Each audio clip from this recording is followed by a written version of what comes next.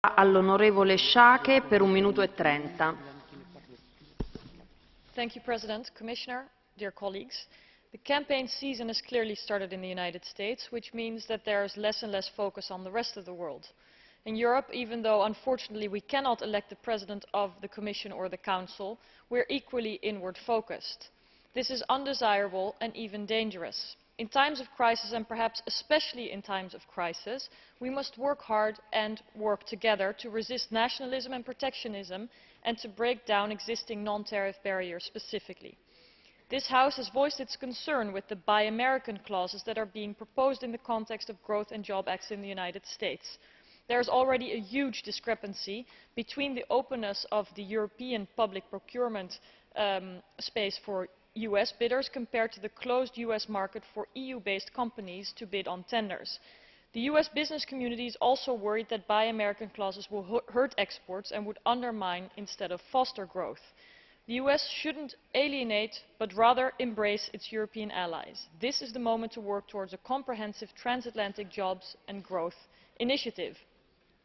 Now, Europe's digital single market desperately needs to be completed, and this would open up benefits for our own consumers, SMEs and businesses, but it would also allow for a more healthy trade relation with the US and growth of our digital economies. One of the key issues on which the US and the EU should cooperate is therefore internet freedom and the free flow of information. When we think of a transatlantic market space, let's begin online, where borders should matter least. And as colleague Lambsdorff said, we are worried about the information monopolies of certain companies.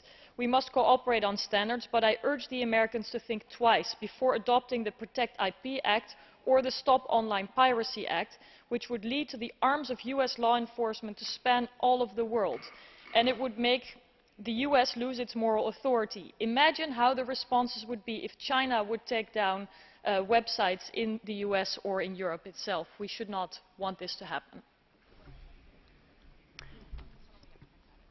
Could you accept a blue card? Yes.